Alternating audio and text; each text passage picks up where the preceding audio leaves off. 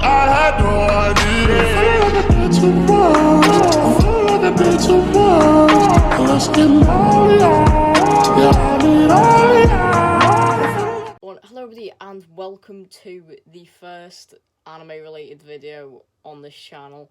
So I've been wanting to do this for so long and I've just been kept putting it off because I just didn't really know what people would think of it, but I'm just gonna do it now. So some of you there might be new people on this channel because of this, and there'll be people who don't like it. But don't worry, this isn't just going to be the only content I'm going to be doing. I'm still going to be trying to do game videos and stuff. I'm going to try and do a Warzone video soon, so make sure you look out for that.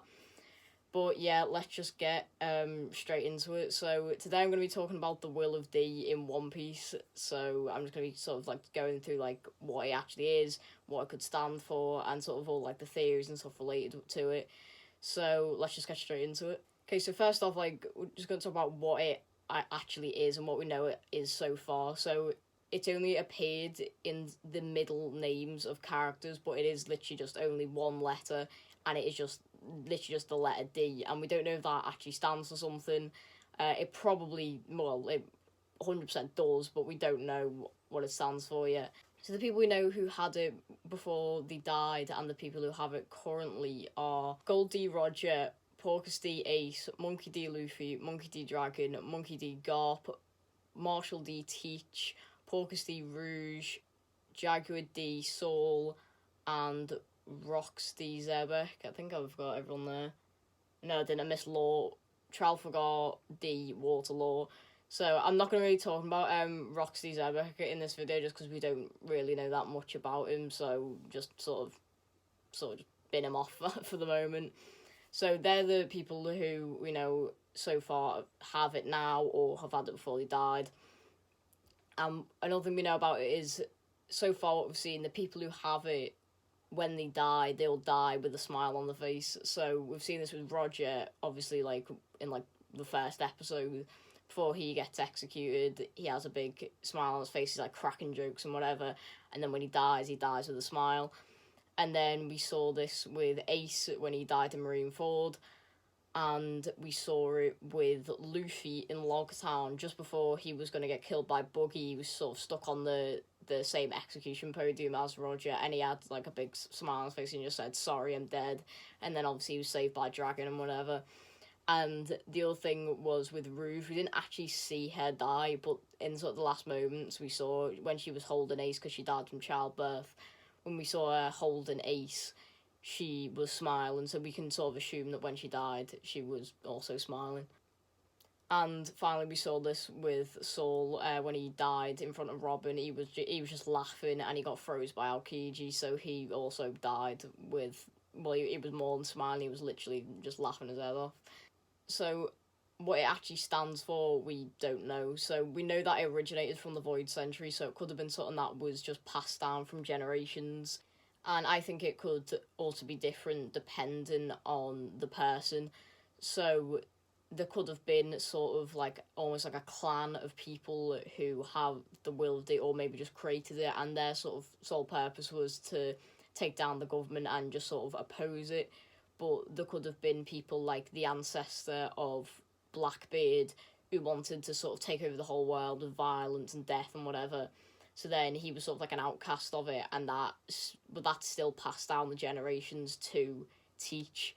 So it's sort of like, so it can be also with like Roger and Luffy, because I feel like they sort of have like the purest form of it, as Roger became like king of the pirates and was known as like the most free man in the world. And that's probably where Luffy's going to end up, so they probably have sort of like the purest form of it. And then Dragon, his sole purpose is literally just being completely against the government, because he's obviously the leader of the revolutionary army, and that's sort of worse than pirates to the government, as it obviously is like the most wanted man. So because it was so long ago, this could have just been passed down, and sort of the meaning just sort of just disappeared from time, because obviously like the Void Century, and there's not many people know about what happened in the Void Century. So the people who have it don't know why they have it, and they don't know what it means, but it's almost like they have sort of like a subconscious thing to overthrow the government. So, like, they've all become pirates, but the exceptions to this are Garp and Saul. Saul was a bit different because even though he became a Marine, he saw what the government were doing, and even though he was a Marine, he didn't like it, and then that obviously led to him being killed by Aokiji.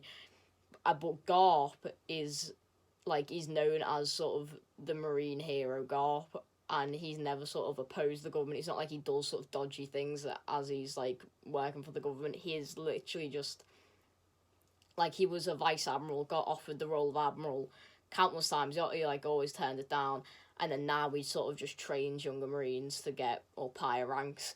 So it's just, like, it's a bit weird with them, but I do think that by the end of the story, Garp was going to end up turning on the Marines. It was pretty close. After Ace died, he wanted to kill Akainu, but I don't really think that was because he wanted to turn on the government. It was because he killed his grandson. But I feel like if a similar thing happens to Luffy and Luffy could be captured, that's when Garp will turn on the government. So, you know, it could be. But Garp tries his hardest to try and make... Because obviously, like, Garp's been in the Marines for years, like, decades and decades and decades. So when he had a son, when he had Dragon, he was obviously like, oh, be a Marine. And then that didn't turn out well because he, like, became the world's most wanted man. And then when he had Luffy, he was like, okay, this is another chance. And obviously that didn't work out either. And he tried to do the same with Ace, and that didn't work. So, I don't know, it's a bit weird with Garp. So, like, regarding people who actually know about the Will of D, there's people who know about it, and then there's people who have no clue, and then there's people who, like, they know exactly what it is, but, like, so say, like, for example, Robin, she knows that it exists, but she doesn't actually know what it is, and we saw this in Sabaody when she was talking to Rayleigh, and she said to him, what is the Will of D? And we can sort of, like, safely assume that she sort of picked that up from a poneglyph, and, like, that she just read somewhere and sort of saw it, and then didn't know what it was, because it sort of the rest of it didn't explain.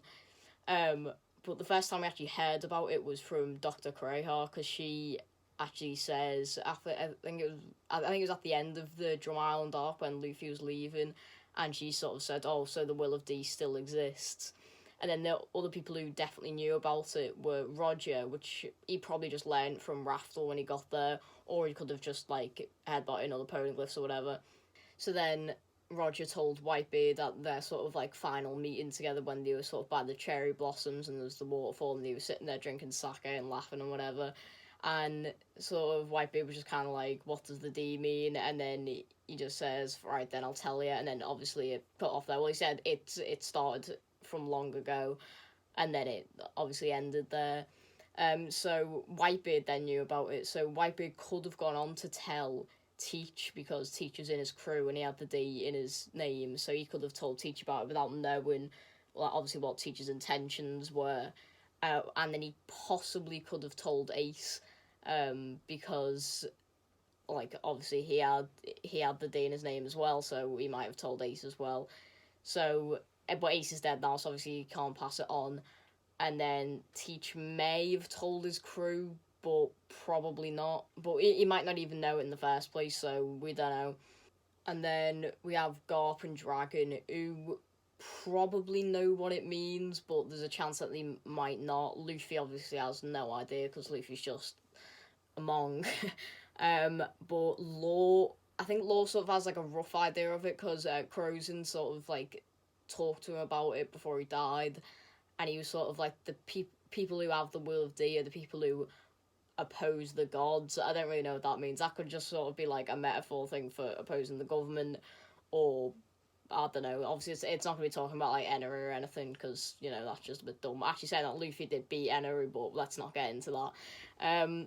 So obviously there's more people in the One Piece world who have the Will of D, and I think Shanks most likely has it, as Roger gave him the straw hat, and then Roger had the Will of D, gave it to Shanks, and then Shanks gave it to Luffy, who had the Will of D, so it makes sense if Shanks had it as well, but we don't really know too much about Shanks, other than that he's just a beast.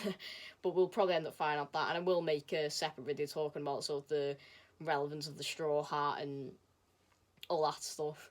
So that's pretty much it for this video. So let me know what you think in the comments, and I can maybe make a follow-up video for this, because obviously we will learn more as the story goes on, and probably by the end Luffy will know what it is. He'll probably most likely find out in Raftel, and pretty much I'm trying to think where he could else hear it. Maybe, or it could maybe be before then, if Robin finds the finds a poneglyph in Elbaf, then maybe she could find out about there, then sort of tell the rest of the crew, whatever. So he'll most likely find out right at the end of the series, and then we'll all know then. And yeah, that's pretty much it. So let me know if you want more of these videos, because I'm probably gonna make a load more. So yeah, that's pretty much it. My name's been Jeff. Thank you so much for watching. Like, subscribe, and peace.